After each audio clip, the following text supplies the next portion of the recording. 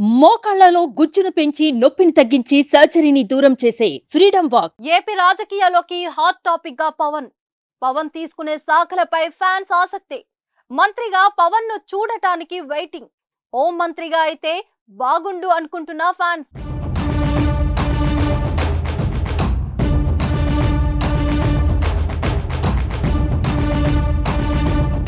Power star Pawan Kalyan fans కోరుకున్నట్లు ఆయన అసెంబ్లీలో అడుగు పెడుతున్నారు. మంత్రి కూడా అయ్యారు. ఇప్పుడు మరో క్యూరియాసిటీ చక్కలు కొడుతుంది.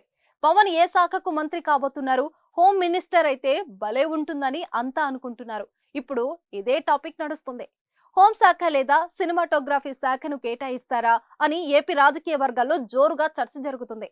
మంత్రులకు శాఖల కేటాయింపుపై ముఖ్యమంత్రి చంద్రబాబు ఇప్పటికే కసరత్తు కంప్లీట్ చేశారు.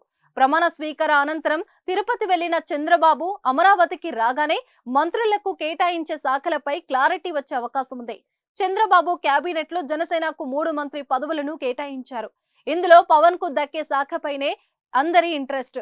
పవన్ కు డిప్యూటీ సీఎం తో పాటు కీలకమైన హోంశాఖను కేటాయిస్తారని కొన్ని రోజులుగా ప్రచారం జరుగుతుంది. అయితే పవన్ మాత్రం తనకు గ్రామీణ నేపథ్యం ఉన్న శాఖను ఇవ్వాలని కోరినట్లుగా తెలుస్తుంది.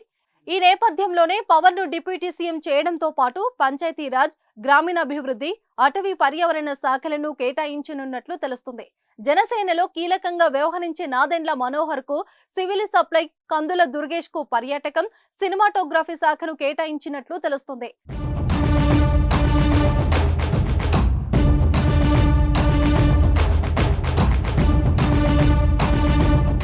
పవన్ కు శాఖలు అప్పచెప్పాక ఆయన తీసుకునే చర్యలు ఎలా ఉంటాయి, ప్రజల కోసం ఏ స్థాయిలో ఎటువంటి నిర్ణయాలు తీసుకుంటారో చూడటానికి ప్రజలు కూడా ఎదురు చూస్తున్నారు. 10 ఏళ్లుగా రాష్ట్రం కోసం ప్రజల మధ్య ఉంటున్న పవన్ కళ్యాణ్ చేతికి అధికారం వచ్చింది.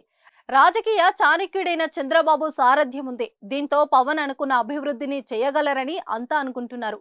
తిరుపతిలో శ్రీవారిని దర్శించుకున్న సీఎం చంద్రబాబు కూడా దేశ రాజకీయాల్లో ఏపీ కీలక పాత్ర పోషిస్తుందని చెప్పారు. దీన్ని బట్టి చూస్తేనే బాబు పవన్ ఎంత చిత్తశుద్ధితో ఉన్నారో అర్థమవుతుంది.